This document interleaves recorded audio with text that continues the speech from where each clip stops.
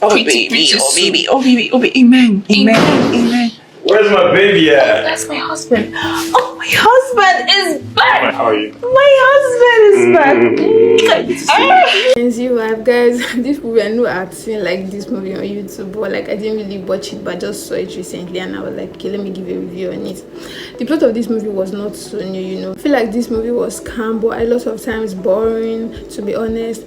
So the plot of this movie is about two young couples, Beth and Ikenna. They just newly got married, and it happened that Ikenna, I think, is a millennial, while his wife Beth, she's a Gen Z, she's 25 years old, and she's so young, and she's just more like a sports brat, because like she basically does not do anything, even down to washing her own dish. She can't even do those things. She doesn't cook. She just, you know, she's just like a social media influencer.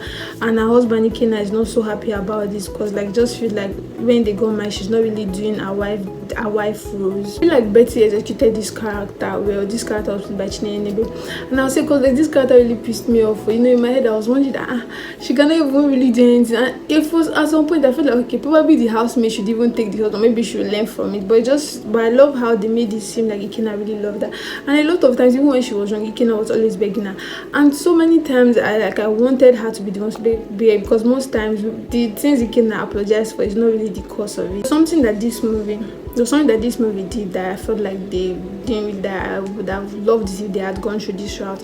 Because Beth, she had her own friend that was always coming to meet her. They were gisting. But for Ikenna, you know, I feel like they would have added another male character to this movie for him to complement Ikenna as his friend.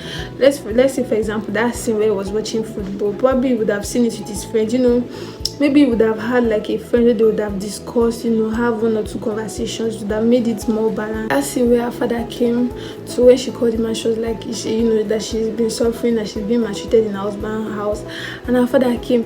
Me, I was thinking that the father was going to be a reasonable person, though, to be honest. I felt like, okay, her father coming, okay, it would be more reasonable. But funny how it was not even reasonable at all. Him coming, like, it was so disrespectful to his in-law, down to, you know, to his son-in-law and his the son's mothers, which I didn't really enjoy. But I really like how they executed that. To be honest, Ikenna's character was played by Timini.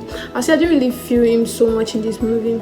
I felt like it was quite laid back. I feel like it didn't really give so much effort. I know like the main character was Beth, but for Timini, I know it was calm, but I don't know, I probably would have just added a little risk. Because funny how while watching the movie, I knew like there was some connection. Most times I just felt like they didn't really have so much connection. Even their fight was so hilarious, you know.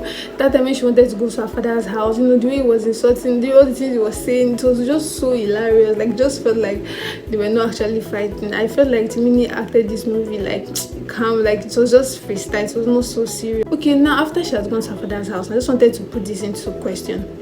Now that she has gone to her father's house, now if she really, I feel like she didn't really, I feel this was obvious that he loved her so much, you know, because like she was not even ready to compromise anything for the marriage, to be honest. And I thought that, okay, if she hadn't gotten pregnant now, would she have come back to him? Because like just felt like, okay, the baby just practically changed everything. So just feel like maybe because she didn't want to raise her child outside wedlock, you know, and she didn't really want to go through that route of abortion. So if she wasn't pregnant, would she have come back to him? That's like I wanted, because I feel like she didn't really love him so much. So I feel like even if she had not gotten, maybe she wouldn't have come back to him. So I don't know, but guys, this movie was quite calm, even though boring at some point. A lot of scenes just felt so unnecessary. It was quite long, and I just felt it's funny how the movie even became more interesting close to the end, when, you know, when she finally left, you know, when her father came and did what he did. So that was when the movie quite picked up, because from the start it was calm. I had quite an expectation, but it was close to the end, it got interesting. So guys, I'm going to rate this one a 6. Let me know if you've seen Genz wife, and let me know what you think about it. And also guys, please follow me, like, share, comment, and tell me what you feel about my video. And also please don't forget to subscribe to my YouTube channel.